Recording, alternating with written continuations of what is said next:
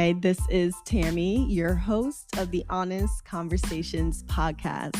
Welcome to episode 15. Today's episode is an honest conversation about the topic of suicide. This topic this podcast was recorded during the month of September, which is Suicide Prevention Month. And I am joined with a good friend who is sharing their personal experience with this topic. So I just want to give the forewarning that this episode may contain discussions or content that could be triggering for some listeners. So I definitely want to encourage you to prioritize your well-being and emotional health. If you find the content distressing, please consider taking a break or reaching out to a supportive friend, mental health professional, or other resource for support. So please prioritize your well-being. So thank you for choosing to listen to my podcast. I, as always, appreciate your support, and I hope you find this episode helpful. So please like, share, and subscribe if you would like to support my podcast. Thank you.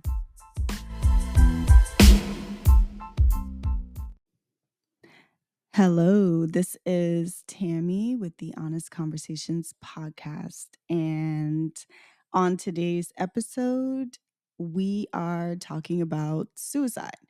So September is Suicide Prevention Month. So this episode is in recognition of that. And I'm very excited to discuss this topic. And I am joined with Gerard St. Hilaire, who is no stranger to the podcast. Hey. What's up, everybody? So for Gerard, for folks who may have not heard you on previous episodes, can you just share a little bit about who you are? Yeah. What's up, everyone? My name is Gerard Joffrey St. Hilaire, and I like to consider myself to be a quester, just someone who is questing in life, just becoming the person that God already knew. And with that, some things about me that I like to do. I do podcasting as well. Love just meeting people, socializing. Love just talking about race, religion, and relationships. Yeah. And I work at a nonprofit for those who are unsheltered. Yeah. Nice. And where can people find your podcast? Yeah, on Spotify, actually, Sweet Somethings. Sweet Somethings. And when you do, check out the April 2023 recap episode with your girl, Tamara Nelson. That was a dope episode. It was. Yeah, definitely recommend checking out Gerard's podcast. Gerard is a very deep and reflective person. I guarantee you will enjoy. Appreciate that. So we are going to start with our icebreaker question. And this time we're doing a randomized question. So, Gerard, pick a number between 1 and 25. 8, number 8. Okay. All right. So the question that corresponds with number 8 is, what's one small thing or practice that has vastly improved your quality of life? Oh, okay. Small thing. It's funny. The other day I was talking to my brother, Wayne Payne. He did the June 2023 recap episode with me, and we were talking about just how we like see ourselves. So he likes to say, just be easy on yourself, you know? Mm-hmm. And I think understanding it's kind of major, but it's small, in that just giving grace to yourself. Like that has transformed my walk with myself, with God, with people. Just knowing that, like, just give yourself grace. Like, you're good. Like, if you slip or whatever. And it helped me start loving myself even more. So yeah. I love that. Just giving grace to yourself. I think for me, one practice that has changed my life is just creating a morning routine. And I've been doing that for like years and years, but I have a set schedule in the morning that Yeah. I'm 100% committed to no matter what No is matter what, you're happening. doing it. Like, Right. So like I wake up 5 o'clock in the morning. I take my dog out. I do my workout. I do a 30-minute workout in the morning, and I listen to my podcast, or I listen to the Breakfast Club every morning while I'm getting ready. And so I just have this like sequence of things that I do. I stretch as well before my workout. And then when I'm driving to work, I like pray in the car on the way to work. Like I just talk out loud. yeah. And that's like my set thing every morning. Word. And it just sets the tone for the day. It puts me in like the right frame of mind. Like I'm ready to just tackle the day from that point. That's what's up. So That's what's up. I highly recommend morning routines. Yeah. I've kind of been in and out of those. I've done it. It's like it's worked well, and I always like when I'm traveling or something. Man, it just throws it off. And then but once you do that, it's such a beautiful thing. I need to really get on that tip. Yeah, you gotta stay committed to it. That's real. So we are gonna jump right into the conversation, and I think I like to always start with definitions. So, what is suicide? How do you define that? I define it as, it's crazy. I heard this word the other day that someone said it means when someone wants to unalive themselves. Interesting. Like, okay. Yeah. I guess it's taking one's life intentionally or voluntarily as I guess a basic definition, but I think it's a little more loaded than that, Yeah, absolutely. But yeah, that's like the basic definition. It's just death that is caused by injuring oneself with the intention to die. Yeah. So intent is, a big part of that as well. And but as Gerard said, there's definitely more layers to that. I also want to include just other definitions in, with suicide. So there's suicidal thoughts, and that's where someone may have the thought of killing themselves, but they may not necessarily have intent to carry out that thought. So that's a thing. And then there's suicide attempt. So there's suicide, which is like the completion of the act. This person took their life. And then there's a suicide attempt, which is when someone harms themselves with any intent to end their life, but they do not die as a result of that action. So when, if someone says like, okay, they have a history of suicide attempt. So they tried to take their life, but they did not die as a result. Gotcha. So, just to put a little distinction to these definitions. And the intent has nothing to do with like wanting to live or not, right? Like, tell me more what you mean by that. So someone may not necessarily want to die, but they may still have that intent to do it for reasons, or they may still attempt it. Yeah. So are you saying like someone could have the intent to carry out an action that would end their life, but they may not necessarily want to die? Is that what you're saying? Yeah. Yeah, absolutely. That's definitely a real thing. And I think in a lot of the cases when people attempt suicide, they don't necessarily want to die. They just want to end, the suffering or what it is that they're going through. Right. Yeah. Right. About that. So, when did you first learn about suicide, and what messages did you receive about suicide growing up? Man, that's a great question. I think I know I was younger, and it had to do with I think a celebrity, like some celebrity taking their life. I don't remember exactly like when, but I do remember growing up because I grew up with in the Christian church, specifically Seventh-day Adventist. I think suicide was something where it's like, it was interesting how it was framed. Yeah. It was like maybe something was like wrong with the person, and basically they were like going to hell. There was always this question of, you know, if you don't commit suicide because if you do it, you're going to hell. Right.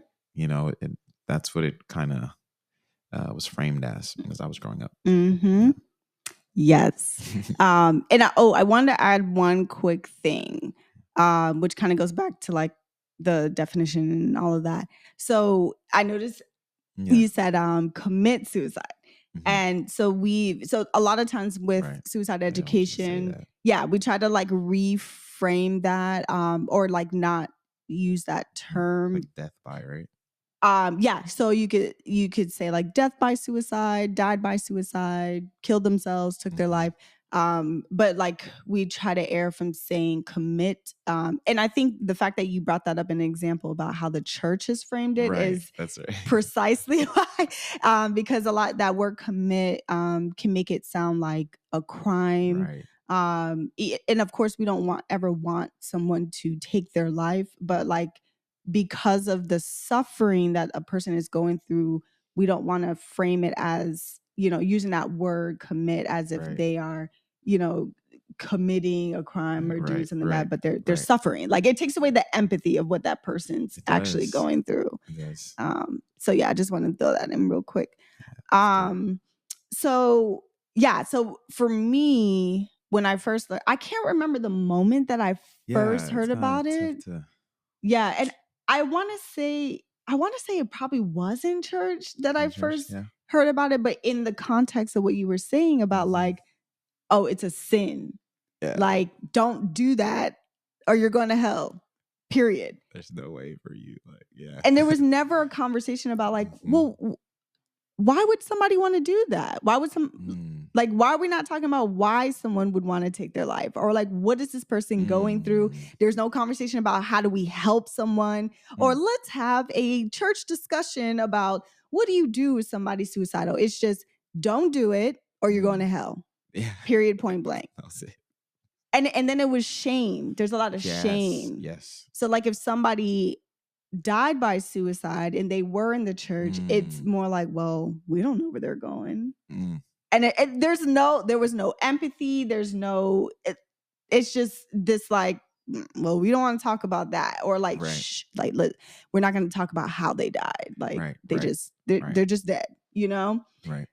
So yeah, it was a lot of secrecy, shame, like especially for the families. Like, yeah, I was just thinking about that. Like, I wonder what the families were experiencing. Right. Super like very embarrassed, I guess, walking through, but not someone like loving on them. Right. Making them feel a little like, ooh. Yeah. Yeah. So yeah, that's what I remember from growing up. Just those words like shame, secrecy, we don't talk about it, going to hell, it's a sin. Right. Super negative connotation. Right. Everything. Right. Yes.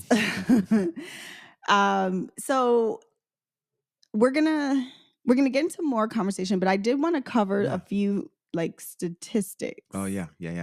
On suicide. So, and this is from the CDC so you can go to cdc.gov if you want to look up more information. But over 48,000 people died by suicide in 2021. And then there's one death by suicide every 11 minutes. 12.3 million people have seriously thought about suicide. So suicidal thoughts are very common. 3.5 million people made a plan to carry out, suicide. Wow. And 1.7 million people attempted suicide. That's 2021. Yeah, I believe this is all 2021 statistics. I wonder if COVID affected some of that. Right. I'm wondering about that too.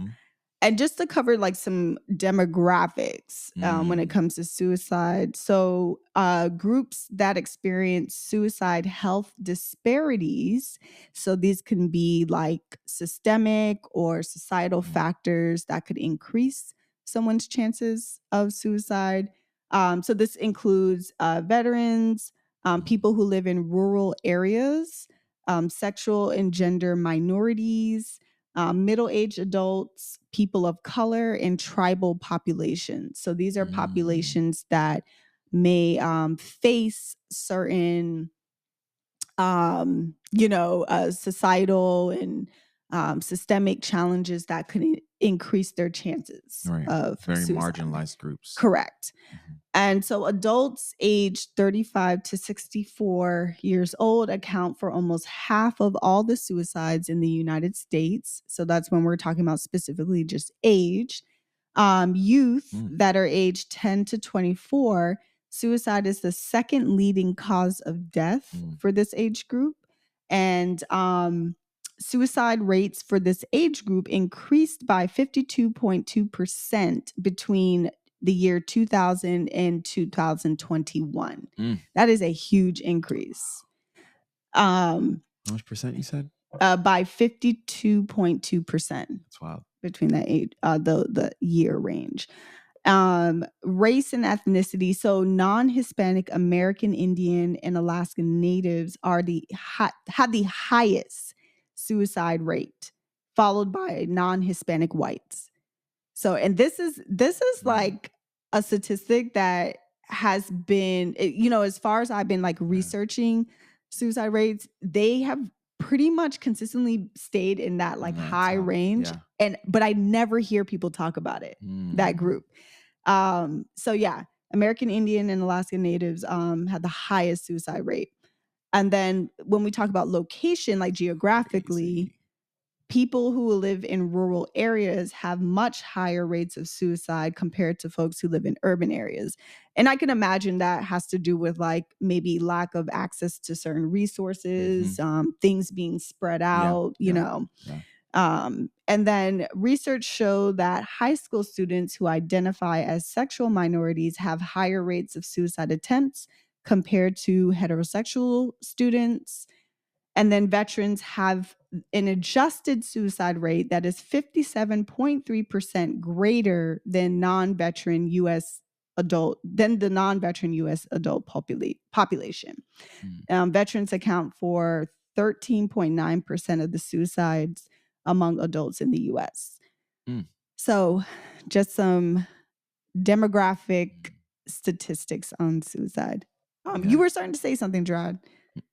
Yeah, I was just reflecting on some of the stats and stuff, and I remember seeing the one about the second leading cause between the ages of I think 10 to 24. Yeah, I think I had seen 10 to 14. I don't know why, but just like wow. Yeah. I'm like, what was I thinking about and doing when I was 10? Right. And I wonder, and even that 52% increase. It's like what's happening, as a people, as a society, where someone is thinking that someone is experiencing so much suffering and pain that this is their best option, right? And it's very sad. It is very sad. But I was also going to touch on the number one, the ethnic groups. Like the effects of that historical racism and just the making someone live out this life of inferiority, and just treating them like garbage. The colonization and all of those effects, have just culminated into what you're saying. And I think it also affects the doers. What do you mean? Because the two highest groups, are the ones who have been done to, and then I think the doers as well, because there's something that affects you, I think, when you're doing things you probably shouldn't do. Especially to your brother. Whatever the background, whatever, we're really all brothers and sisters. Yeah, and you're right. And I remember, not to go completely off topic, but I remember in the book My Grandmother's Hands. Well, it's not completely off topic, but the book, My Grandmother's Hands, which is about trauma, generational trauma. And in the book, the author talks about the effect of those have been colonized and also the colonizers, and how trauma is being passed on both ends. It is. which is a very interesting perspective. Mm-hmm. So, continuing with this topic, and I want to bring it more to a personal level, and that's the whole point of this conversation. I don't want us to just sit here and spit out facts and statistics, but to really get to the personal. So, Gerard, Mm-hmm. can you talk about, your own experience with this topic? Yeah. Before I started thinking about our conversation, and I used to say that when I did experience a period in my life where that suffering was very great, and I felt that this was the best option. I used to say I thought myself into depression, and then that state kind of led me. But as I've been thinking about and just just reviewing and just going over things, I started to think of it a slightly differently. That I think I negated some of the suffering and the pain, and kind of made it a my fault thing. I thought myself into, and therefore XYZ. And I'm like, man, maybe. So for me, just to kind of unpack that a little and explain from my experience, it's crazy. There's so many ways to kind of like talk about this. I'm like, where do I start here? Do I start there? Right. I don't know. But hopefully I'll say what's needed to be said. When I was living in Korea a couple of years ago, I was a missionary out there, going out there helping people. I was teaching English, teaching the Bible as well. And I there was a moment where I was really by myself. So that's one thing, not being in community. Yeah. But I was working for people and stuff like that, I was living by myself in a land that I guess wasn't my own. Well, I don't know, America is anyway. But but while I was there were a lot of thoughts that came to my mind that just brought up things from the past, things that were said to me, especially from a parent, from people, and for me, because I believe in the higher power, in God, and I believe that there's also an evil side as well, like evil forces, good forces, that are in the universe. At this moment in time, the evil forces, or the enemy, if you will, I think launched just an attack on me. So I want to frame it as well to say there could be someone who's not religious and stuff like that. So there was this moment in time where a lot of negative things, right, that were just brought to me, I was just thinking about them that I never really thought about before. Yeah. So as you were going through the stats, it made me think that, okay, a lot of suicide has to deal with a seed. There's this seed that's like planted in you, and a seed of inferiority, and it sprouts later on, if it keeps being watered. So, however, I was looking up some stats as well, and they were talking about how a lot of times suicide, it comes from some negative experience, some negative occurrence. Yeah. And then it blossoms from that.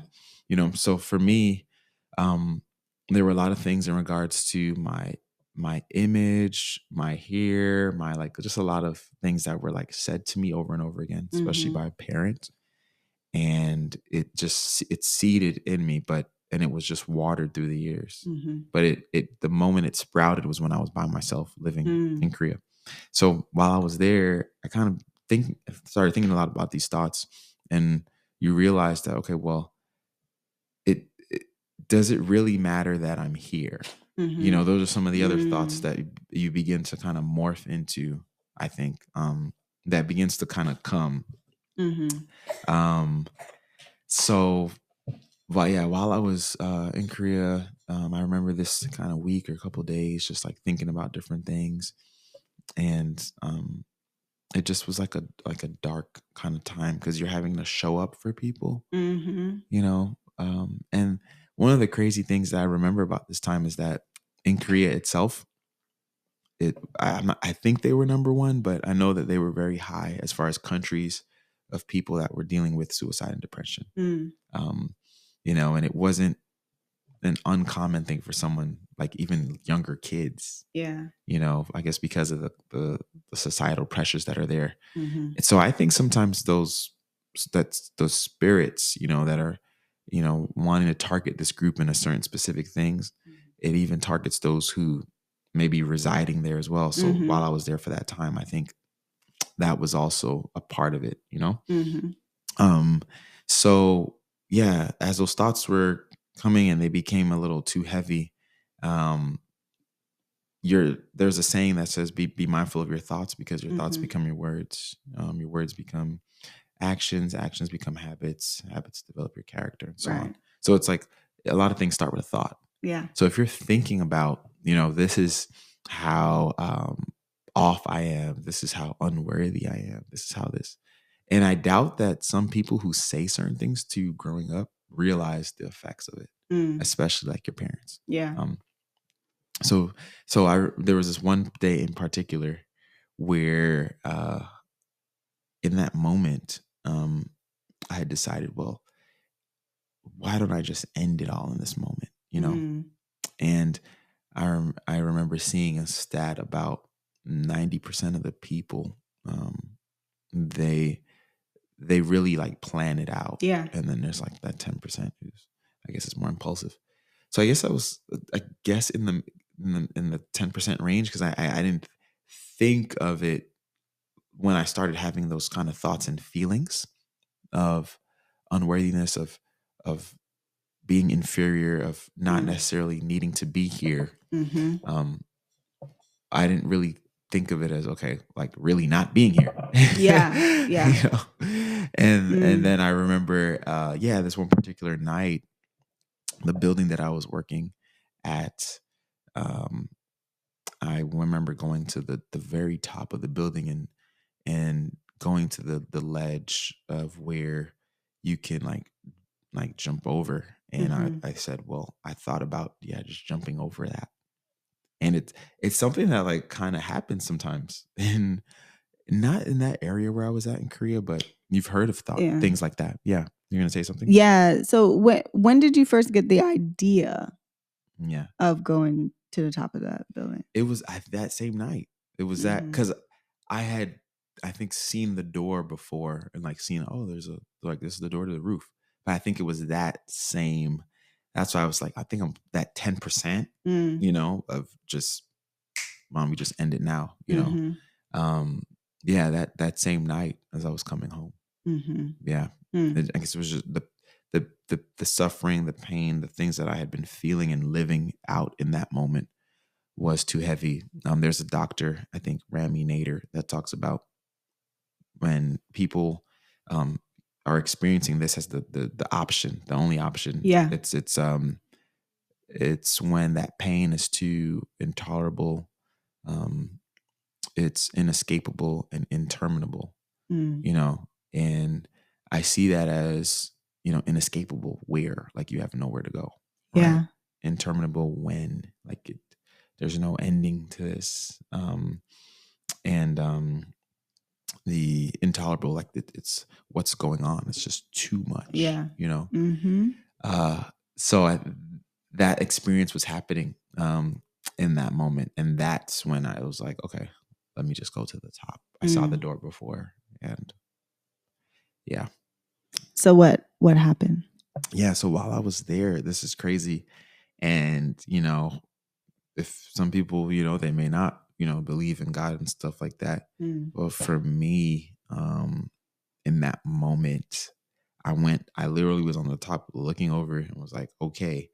And there was, this is what I remember happening, um, was that by the grace of God, there weren't even like steps there. I don't know. It might sound kind of weird, but I remember being like brought down I don't even remember like stepping down. I just Mhm. remember being brought down. Mhm. And these words were just, these words came to my mind. It was, you are fearfully and wonderfully made. Mm. And that's scripture from Psalm 139. Mhm. And that, it just arrested me in that moment. Mhm. And I was just there kind of like, I guess, sitting like on the floor, if you will, just kind of like just like crying. Mm. And yeah, I don't know if you remember, but yeah, you were one of the last people that I saw before I went to Korea. We were at Patmos recording a like a talk show, or like a Okay. podcast before podcasting, right? The kosher salt thing, and Yeah. so it was just interesting, just in that moment.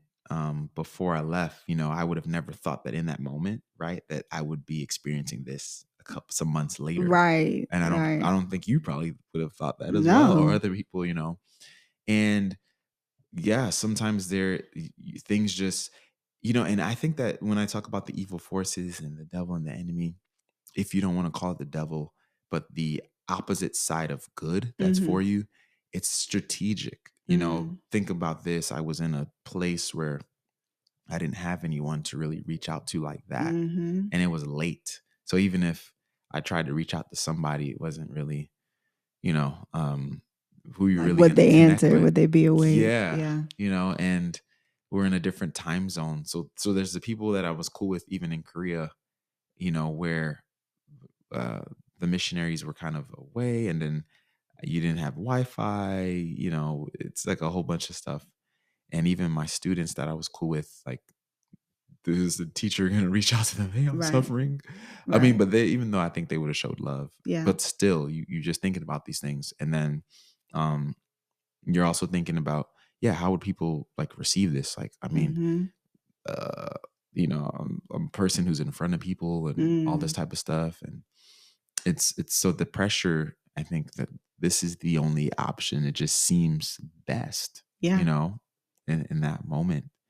And yeah, when I heard that saying, that you're fearfully and wonderfully made, like Mm. this reassurance that it didn't matter what those seeds that were planted in me, they're being uprooted, in that Mm. moment was a blessing, but it doesn't divorce me from like sometimes having little remnants of Mhm. those ideas and thoughts Yeah. um, kind of happening. And it was just crazy that I was literally on the brink of, and I even could have slipped off because it was really small. So Mhm. it could have even still happened. Like, let's say if I Right. paused and was like, well, maybe not accidentally, like, oh, and then you slip, Yeah. because it was a very thin ledge. Mm. Um, so yeah, it's just wild when I like even think about it even now. Like, Right. And I was gonna ask you that, like, what is it like to look back and be like, yeah, that happened. yeah, it really makes me want to pour into people, man. I love it. Like when I come across like younger people too. Like I was down south yesterday, just like, I had to go for a funeral, but I was just driving around to the places where I used to live in Fort Lauderdale, and I went to like the elementary school I was at and stuff like that. So when I come across like a young person, there was like this person working as a campus monitor. And I just love like just pouring in seeds of not superiority, like more so seeds of love and greatness. That I want that to take root sometime later. So a lot of it, I like to maybe help in some way that I can, and I think a lot of it is what you say and what you seed into people. Yeah. Yeah, So it makes you more like mindful and intentional about, like you said, pouring into others. yeah. And Mhm. I also realized that sometimes you don't know what someone's going through. You could see them, Right. you could see them, and yeah, it's always okay to ask someone, "Hey, what's up?" Like, like Yeah. really just like, "How are you?" Even though like I see you and stuff, and maybe you're in front, or you're a leader, or you seem more of a happy type of person. Um, what's going on, and just kind of being a safe space for people. Yeah. And I don't think that a lot of people are. I think the guy that was on the Ellen show, right? He was Mhm. very, I think people were saying, well, they would have never expected that or seen that. Yeah. But I wonder who was really safe around him, who were people that were just being able to be there for him. And I think he was married as well. Yeah. Yeah. And I wanted to talk about that part. With you in particular,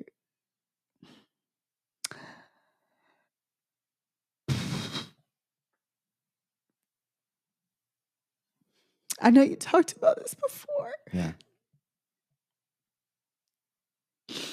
It's like hitting me now. First, I just want to say I'm so glad. Yeah, thank you.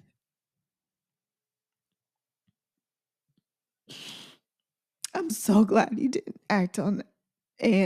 And then I'm also thinking to myself, like, well, why didn't you call me? Wow. Yeah. But not in a way that I'm like judging or blaming. I just wish you felt like you could call me. Yeah. Yeah. And it's crazy because, I think you would have been someone I could have called.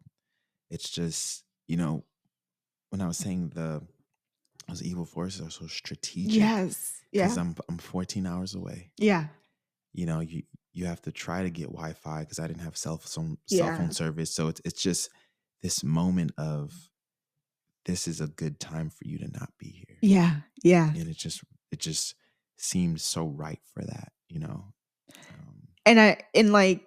I think what you just said about being strategic and again, whether you believe in that, whatever. Yeah. I think when the people who are on the outside, you're the people who love you and care about you, and you talked about DJ Twitch and like, yeah. And then people are like, well, dang, he had a wife, he had a family, like everybody loved this man, like he could call nobody. But like what you said is such a good point, because when people are in that space, they don't feel like they have anybody. Yeah. They don't feel like anybody understands. Nobody's in their corner. And so, and I'm kind of like jumping on both ends of the perspective now. Like, on one end as the friend and the person who cares about you, I'm like, oh my God, like, why couldn't you call me? But then I know I understand, from the perspective of somebody who's going through it, it's not always that like clear and apparent that they can reach out to someone. And they literally might not be able to, like they might not even have like anything around them, or whatever, their phone could have died, like it's just so crazy, just how it kind of all happens. And I wish that more of us were, we sat with ourselves and we really sat with the people around us. And we really, try to say to people, hey, if anything ever, I think sometimes we expect people to like, yo, I'm here. But like letting people know, like, yo, if anything ever, if you ever think about this or that, yo, call me. Yeah. Yeah. Yeah.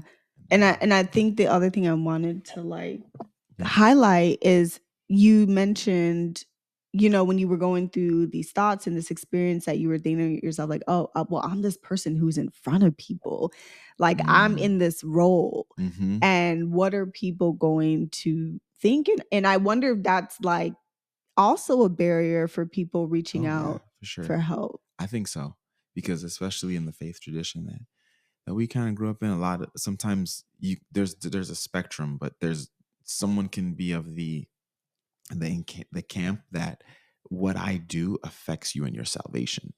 Like if I watch this, if I listen to this, and then if you're with me and you listen to it, like you can go to hell for that. You can go to hellfire for that, right?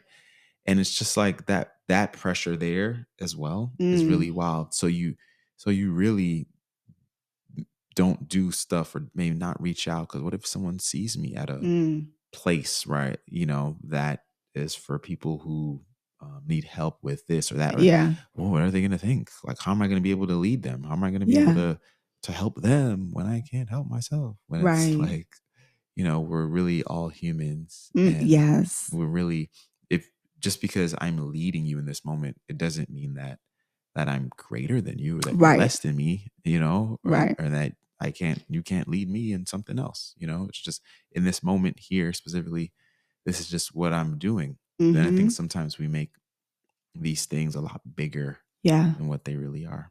Yeah, we put people on pedestals. Mm. We create, like, when I think about you, Mm-hmm, mm-hmm. people tend to look at you Yeah. as, Gerard, Mm-hmm, this mm-hmm. amazing person Oh, thank who's you. so deep and he's so sociable, he's Mm-hmm. happy, go lucky. And I think most people would never think Mm. that you would ever get to that place. Yeah, yeah. And I'm wondering, like, how do we how do we create an environment where all people feel safe to, Mm. like, say, "Hey, I'm struggling." Like, those memes I was talking about, like, check on your strong friend. But, like, how do we create this environment or change that where we Yeah. stop holding these expectations of people, even with DJ Twitch, Mm. where everybody's like, yeah, look at these videos he has on Instagram and he's so happy and he's Mm. dancing and he's on TV. And it's like, y'all, like, that don't mean nothing. Mm. It You could doesn't. be presenting as the happiest person in the world and be the most depressed person ever. Yeah, Like, yeah, so, like, what do you think would have helped you at the time to yeah, feel safe to reach out? yeah. I think, um, and I'll say this, and then I'll go back to that. Mm-hmm. I've been blessed to be a part of this AYP, Advanced Young Professionals Orlando Mm-hmm. group, and one thing that has been really happening is that the there it's a safe space for people to it's a safe and sacred space for people to really like be themselves, and a lot of that came from um, individuals already being that way, Mm-hmm. and then with each other, so they were vulnerable. So vulnerability Yes. is one of the foundations of having that type of environment. If you can be honest and trusting of someone and be vulnerable with that person, let's say two of you can begin to curate that Mm-hmm. somewhere, and that will grow into something. So Yeah. I've actually seen that happening in the group, the group Advanced Young Professionals here. And I think for me personally at that time, uh, and I keep going back to this, it's that strategicness of of that evil force just getting me, like, honestly, in that moment and in that place, there's it literally was the best option, if you will. Like, Mm. there wasn't, there were people, but the people that I did know were more so like overseas, like 14-hour Mm-hmm. time difference, Yeah. you know, um, and at that time, as I mentioned, for me, I ever in I mean, and even the people that were in Korea that I was maybe cool with or close with, like the other missionaries, they were like living in like other places too. Like, Mm. so it's crazy how this happens when I used to live with the missionary and we were cool, another teacher, missionary teacher, and I was cool with him. So we are living together. Mhm. But then there's a time where he leaves. So Yeah. this happens only when I'm by myself. Yeah. So in that Yeah. moment, I didn't really have, you know, the extended arms of grace reaching out to me. Not that they weren't there, but I Right. couldn't really see them. And then, so what could have been better for me in that moment? Um, Maybe if I had found a local group that was, Mm. with me, that I had connected with Yeah. and stuff like that, but that was a little tough to find where I was at too. Yeah. So, yeah, the church I was at, I mean, I had like a friend, but then we developed a friendship a little later. Yeah. So in that moment, it was like literally just me. Right. And as you're talking about that, I'm thinking to myself, anybody who knows Gerard knows that you are the most sociable person ever. Like, you can make friends with anybody. And Word, so word, word. if someone like you felt that isolated there, I can Mm, only imagine someone yeah. who's not as, Mm, maybe has some anxiety around social connection and things like, mm, So like I see that isolation played like a big role Yeah, in yeah, this. it did. Because there were some great people that, that I had connected with, Jenny and Sunny and some others, people that were like some students of mine or Mm-hmm. you know, and people at the church, Chloe, like my good friend, and Zuki, like there were people that were like there, but they were like it was all spread, Yeah. and Yeah. then the timing, it was late, and it's just Yeah. it's so wild. As I keep saying it, I'm thinking about like, wow, I don't know how I really got out of that if it wasn't for Right. God, like Right. because even the people that I did connect with who were there, you know, I doubt that they probably would have picked up at, I don't remember, it was late at that Mm-hmm. time, Yeah. or even if the Wi-Fi would have worked. Right. Like it's kind of mind blowing. Wow. As I'm thinking about it. So I want to kind of talk about Yeah. some other aspects of suicide, and then if you can plug in your personal experience Yeah. to Yeah. these questions. But first I want to address the myths. Mm, yeah. So what are some common myths that you've heard Yeah. about suicide? That maybe this person is weak. Mm-hmm. They don't care about other people or their family and stuff, i.e., they're selfish, Yeah. right? Like it's a choice that I guess that they have, this is a choice that they're doing. Mm-hmm. Um, I think I came across, oh yeah, that people want to die, Mm. like they Mm. want to, and I don't think anybody really wants Right. to, you know. Um, I think some people have also said things like, they just want attention, Right. and it's like, what? So wait, let's address those. So first one Yeah. you said where people are selfish. People Mm. who, that die by suicide, attempt suicide are selfish. What do you say to that? I say that the person saying that isn't taking ownership of maybe their role Mm. in Mm. what might have led that person to that, Mm-hmm. you know? And then they'll say if they didn't have anything to do with it, I think that person who may be saying that just, they don't understand what that person is going through, Right. and they may not want to understand it as well, Right. which is sad. Why would someone who, and I think we just have a misunderstanding of it in general, of suicide Yes. in general, Yes. that it's not seen as someone who's suffering and in pain. Right. It's someone who doesn't care. Right. Like they don't care about anyone or whatever. Mm-hmm. And they just do this act that just had nothing to do with anything before or Mm-hmm. nothing. It's all about them. And it's like, no, that's not the case. Right.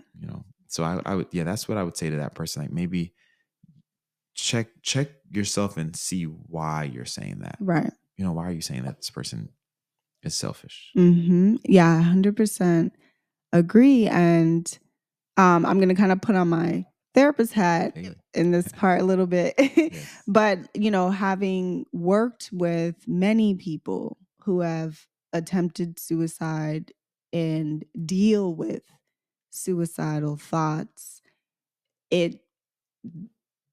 I've never come across someone who's not thought about the people around them. Of course, they think about how it would hurt their family and the people that love them. But like you said, I think people don't understand what people are going through when they're in that moment. They're Yeah. not, it's not that they don't care, it's that they're just at such a deep level of suffering that like you were saying, this feels like the only option in Yeah. that moment.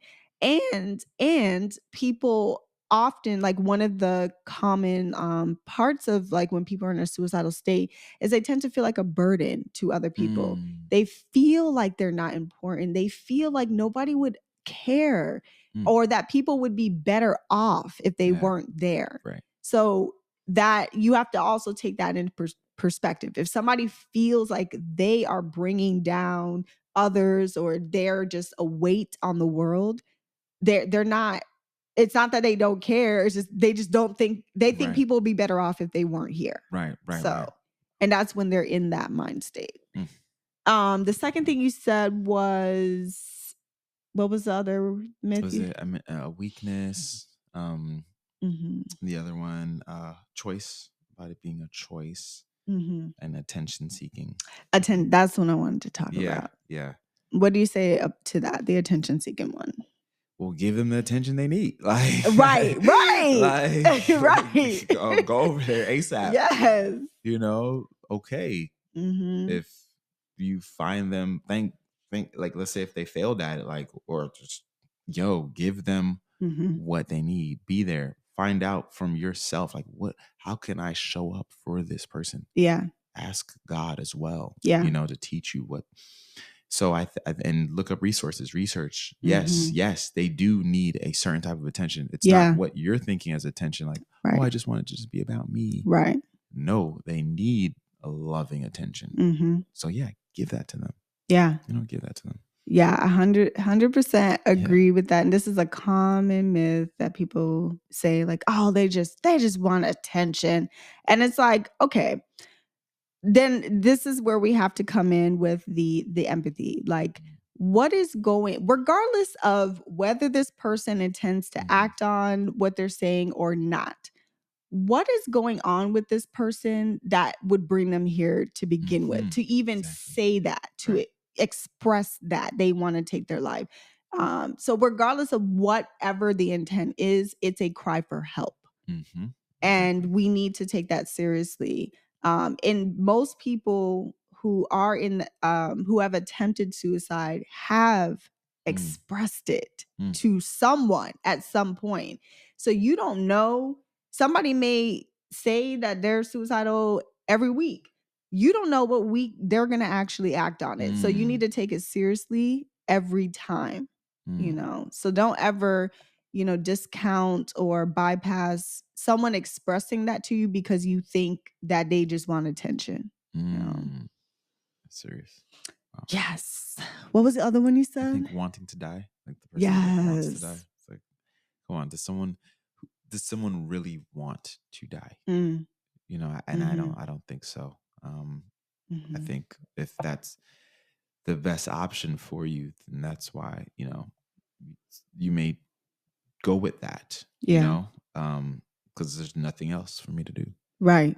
But I don't believe that someone really wants to not be here. I mean, if it's intolerable, inescapable, right, interminable, as Dr. Nader says, then of course they're gonna do that. Yeah. So yeah. People who are in a suicidal state, like you said, it's not that they want to die. They just want the suffering to end. And they see that as the only option in that moment. Yeah, that's it.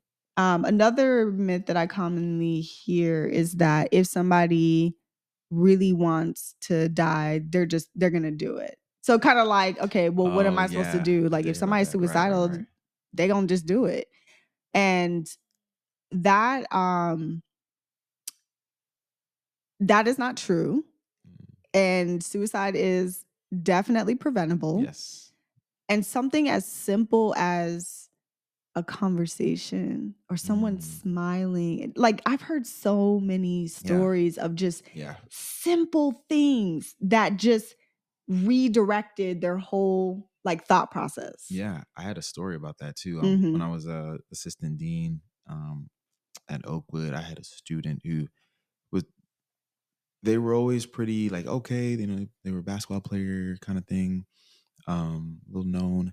And I just remember one day they were just sitting in the lobby, just looking kind of not necessarily out of place, but there was something that they were thinking about and contemplating heavily.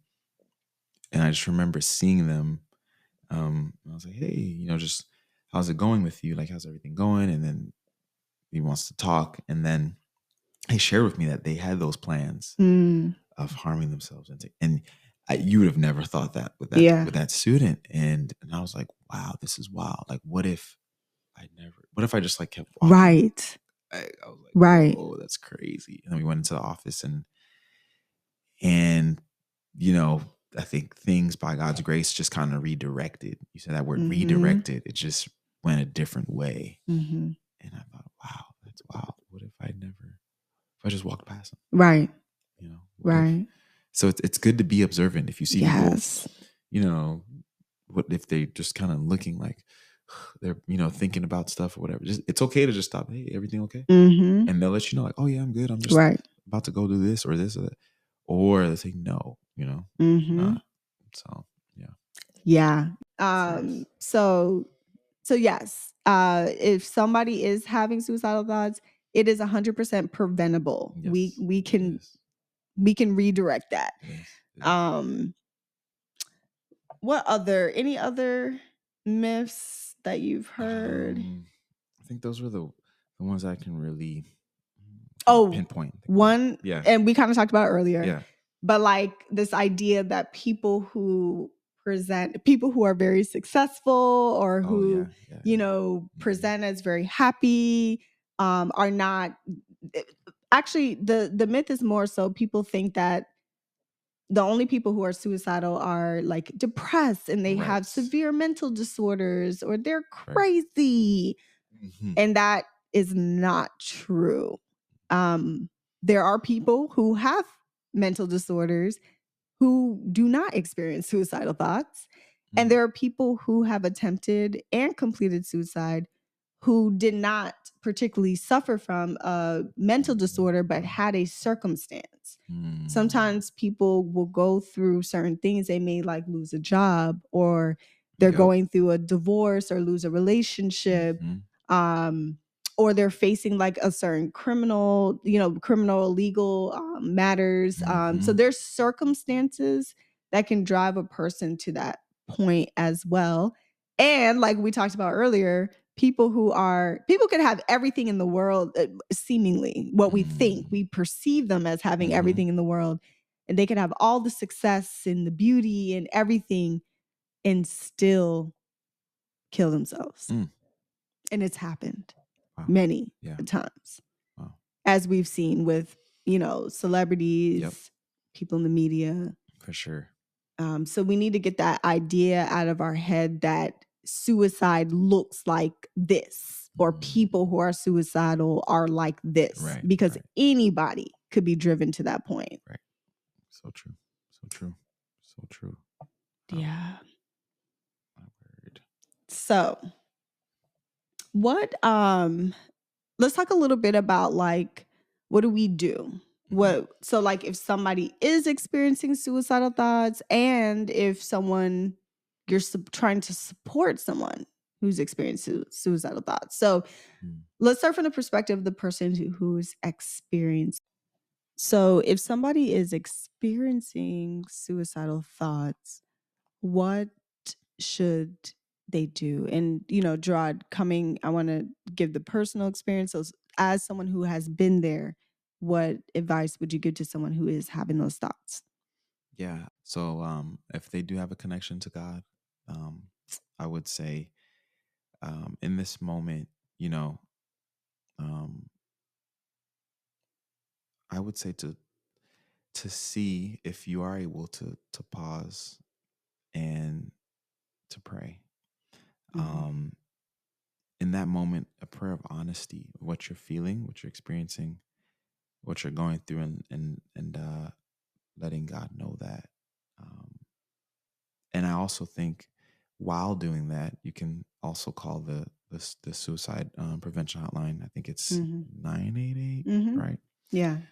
Then you can begin to talk to someone who you can connect with, and if you don't have some person that you think really cares about you and loves you, that you can reach out and share. So pausing to really share, before you may think about doing this, expressing yourself with someone who's safe and honest. And I think the safest being or person is God. So that's if you more have a religious bend while also still calling someone from the suicide hotline.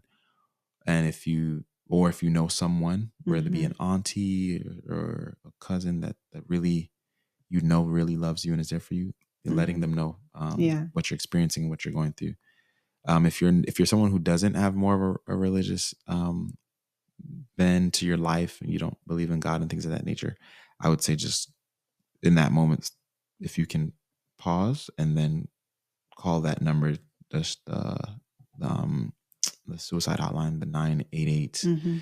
and because what you'll do is you begin to take power, you use your power to remove yourself from that experience, Mm-hmm. you know, um, and you get to talk to someone who will be able to help you through that, you know, Mm-hmm. professionally, Yeah. you know, because it's one thing to tell someone, well, just start thinking that you're good and that you're Right. this and that you're, but they're Mm-hmm. there, you know, Mm-hmm. they're a step away. Yeah. So I think that's probably the next best thing if you don't have a person, and then that can go on both sides, religious or not. If you don't have a if you have a person, man, that you can really reach out to, do that. Mm-hmm. And if you don't, there is that number. And I Yeah. think they're available 24/7. Yes, absolutely. Yes. So, and this is putting on the therapist hat. Um, if you are, yeah, experiencing thoughts of suicide, like Gerard said, like reaching out is the big thing here. Mm. Connecting with someone. So whether that be a family member, a friend, the crisis hotline, um, reach out to someone. And sometimes we can get stuck in when we're just alone with our thoughts, it's easy for our thoughts to take over. But if we're able to unload some of that Mm-hmm. within the trusted and safe space of others, it can help a lot. It can help you think things through, um, and come up with a plan of how you can address those thoughts that you're having. And yeah, the great thing about the uh, suicide hotline is it's always available. So if nobody answers or you don't have anyone, if all else fails, you can call this 988 number and somebody is going to answer. And you can text or call that number. So both modes of communication are available to you 24/7. Some other things I would recommend, if you're at the point where you are having the thought, you are having you have a plan. So you're saying to yourself, I'm going to take this gun out of my closet, load it, and kill myself with the gun at 12 o'clock today. Like you have a plan of what you're gonna do, how you're going to do it, when you're going to do it, and you actually have an urge to act on that plan. That is when you need more immediate help. So that could be that could still be calling the crisis line, the 988 number. You can call 911 and let them know the situation, and they will send. They have officers who are specifically trained to handle situations like this, and they will take you to inpatient care where you will be safe. um, so that is the situation where immediate help is needed. And so yeah, and then other ways of dealing with suicidal thoughts. So maybe you're having a thought, maybe it's not to the point of having a plan or intent. Just being able to just do something, like do some type of activity, take a walk, grounding yourself, just trying to like shake up the movement, get out of the thoughts, like not just sitting and stewing with the thoughts, doing something to kind of help yourself get out of that mind state. But also you can still talking to someone can also be very helpful to get move through those thoughts. Calling the crisis hotline. So there's a lot of options. So like community and connection is really important here. So just finding your safe place, finding who you're going to talk to, finding activities that you can engage in that will help you feel better, help you kind of move through the thoughts.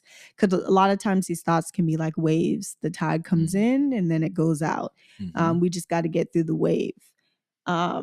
And then it may be helpful to connect with professional help if you notice that this is a pattern or something that is bothersome for you, or you recognize that these thoughts are coming from somewhere or some experience you had, and just getting help, seeing a therapist and getting connected with those resources, which you can also get that through the crisis line. You can also call 211 and get connected with resources in your area. So I would recommend that as well. And if you are a college student and you go, most well, I believe all public universities, and then I can't really speak for private colleges, but I would imagine they would have these resources too. But getting connected with your university CAPS, Counseling and Psychological Services, is, that's a resource that is available to you as a student, and you are already paying for it in your tuition. So you might as well utilize it. Right. And I've worked several years in college mental health. So I, always would recommend like just tap into that resource. Like if you can get counseling at no additional cost to you while you're a student, do it. And then most of those college counseling centers have emergency services as well. So if you go there and you let them know like, hey, I need to talk to somebody right now. I know at the University of Central Florida, we have that, but I can't speak for every university in the entire United States, but I would imagine they have some form of emergency services for students. At least I would hope so. So definitely tap into that. And yeah, so, those are just some suggestions. There's more, you can find more information if you go to the website, the 988lifeline.org. You can find more information. Go to the 211. If you just Google 211, go to that website and you can find more information there. So in terms of helping, how do we help? How do we support? So what are some thoughts on that? Yeah, helping and supporting. And this is so for someone who's not in the moment, right? Because we were talking about someone just now, someone who's like in the moment of it. So yeah, so now we're talking about you are someone is coming to you, or you notice that someone is exhibiting, we need to also talk about warning signs. And I can kind of go through that. So what does this even look like? What are the warning signs? So some things that we want to look for is if somebody's talking about suicide, talking about wanting to die, talking about wanting to kill themselves. They're looking for ways to kill themselves. Maybe they're searching methods. They're looking for firearms. That can be a sign. Even like sometimes people make subtle statements like, oh, I wish I could just go to sleep and never wake up. Or, gosh, I wish a car would just hit me and then I just wouldn't be alive anymore. So like statements that don't sound like explicit, I want to kill myself, but they're making statements that they don't want to be here anymore. So those are also things you want to look out for. Hopelessness. So people feeling like they have no purpose. They just feel very hopeless in life. They don't see the point in living. Those are things we want to listen for. People feeling trapped in whatever situation. They don't see a resolution or a solution to what they're going through.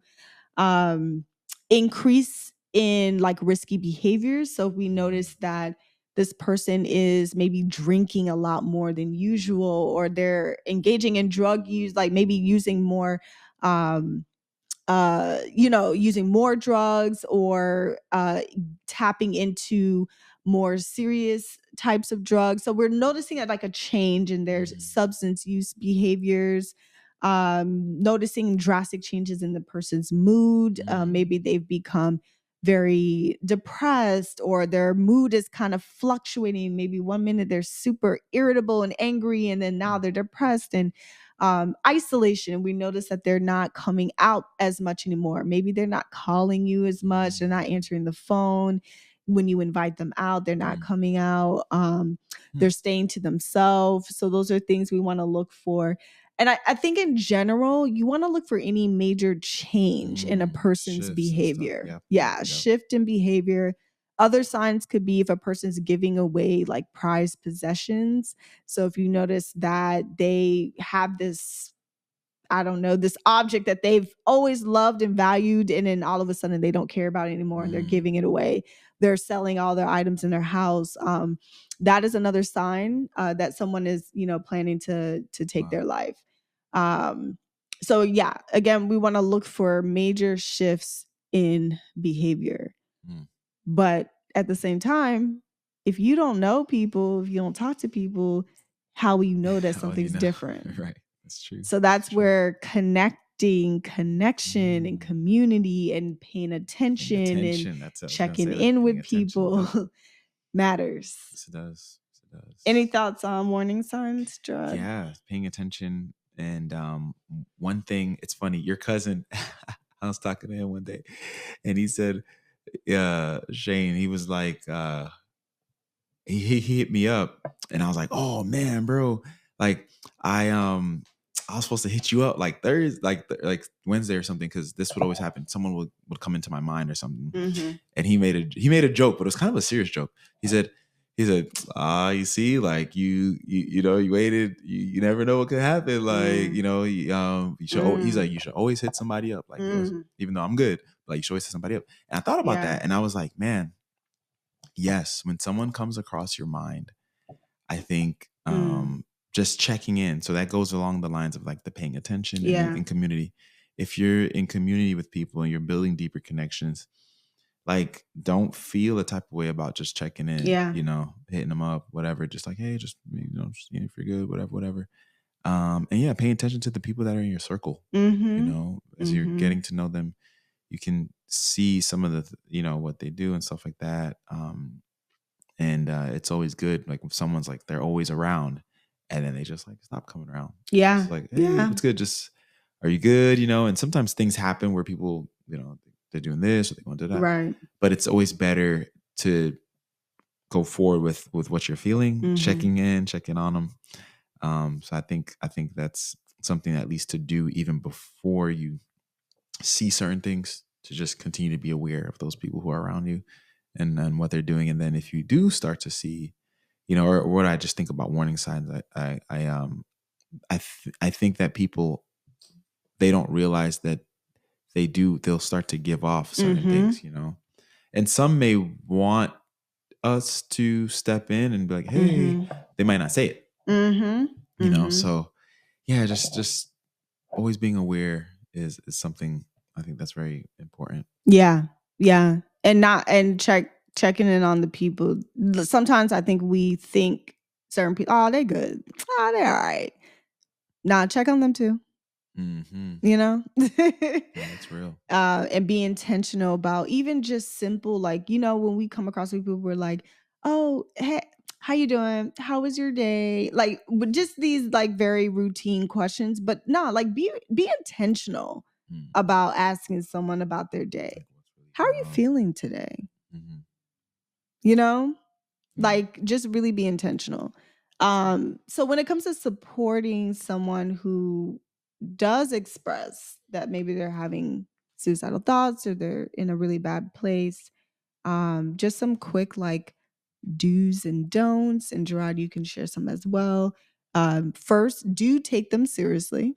So somebody's saying that they are suicidal, take it serious, and listen without judgment. So somebody expresses that they're having these thoughts, it's not helpful to be, oh my gosh, you were thinking that? What about your family? What about your kids? Aren't you a Christian? Like, don't do that. Not helpful at all. No. And I would also say, like, avoid those very blanket statements like, oh, you'll get through this. It'll get better. You'll be fine. You'll be fine. Just pray. Not helpful. Not. And in these moments, we need to be focusing more on listening. Yeah. Listening. Not saying things because we just want them to be okay in that moment, or because we feel uncomfortable or anxious with what is being shared with us. So we want to throw out some little feel good statements and think we did our job. No, we need to listen to what this person's going through, and also like avoid the whole I know what you're feeling. I know you don't know. Even if you yourself went through, having suicidal thoughts, your experiences may not be the same as this person. Different person. Right. So, yeah. Yeah. What are your thoughts, Joe? Man, I think you hit them all. I was gonna say, about please do listen, but I think you really hit it on the head, with all of them. I think, don't make someone feel, worse than what they already, Right. Right. And I think asking them, how can I support you in Yes. this right now? I think it's good too, right? Yes, that's What would such you an like for important me to do? question. Yeah. Yeah. How can I help? What do you need right now? Right. And I think sometimes people feel this pressure, like, oh my gosh, I gotta make it okay. No, like, just breathe, be present, listen. Your job is not to fix anyone. Ask them what they need. How can you support them? And then in a situation where somebody's telling you, like, yeah, I'm gonna kill myself in the next 5 minutes. This is what I'm gonna do. That is where you need to contact law enforcement. Yeah. And you can always do safety checks for people. So like, say like you're talking on the phone, or maybe they post something on the internet. Yeah. If you know where this person lives, you call 911, say, hey, I'm concerned. This person said X, Y, and Z. I don't think that they're safe. Can you send an officer to do a safety check for this person? They're going to need to know where that person lives, the location to go to. And an officer will come and check in with them to make sure they're okay. So those are in situations where you live far away, you're not in front of them. You can always do a safety check if you are concerned. And then if somebody's expressing something to you and you're just not sure what to do, you can also call the crisis hotline. You can call 988. They're there to support not just folks who are experiencing it, but they also support family members, friends, others who don't know what to do. Yeah. So you can always call them and consult with them as well. That's good. So, no, we talked about the lot. This is a topic that could be discussed in several episodes. But any last thoughts, feelings, Gerard, as we wrap up? Man, it's crazy. It just hit me of someone I knew when I was living in Peru that I met out there, and I remember getting some text messages like some months later after I met him that they died by suicide. And looking back, it's just like, wow, looking back on my own experience, looking back on theirs when I was there with them. And as you asked that question, I would just say, man, like when you're with people, just show love. Like try to understand what love really means for yourself, and kindness, and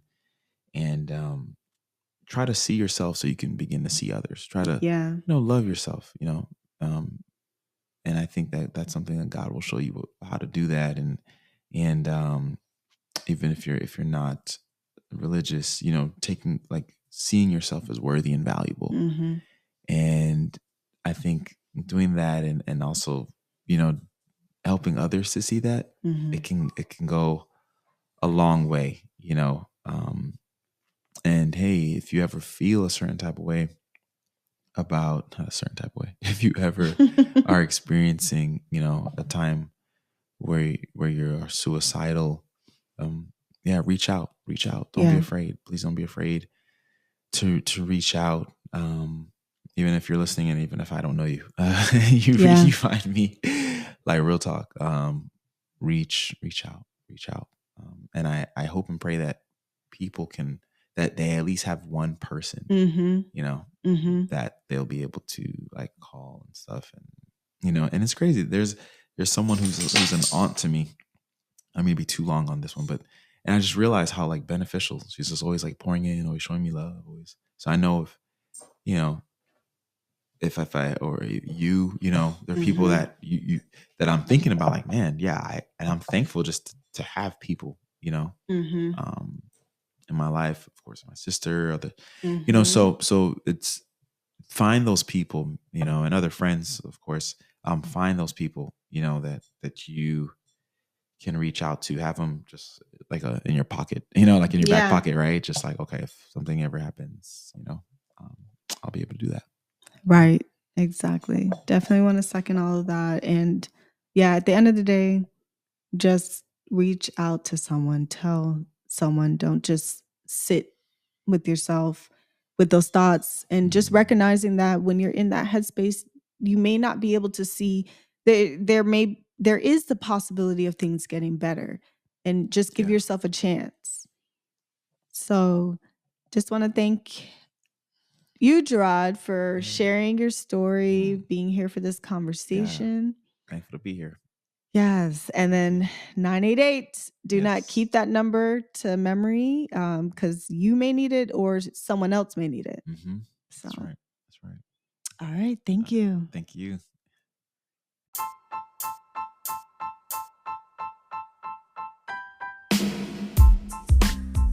Thanks again for listening.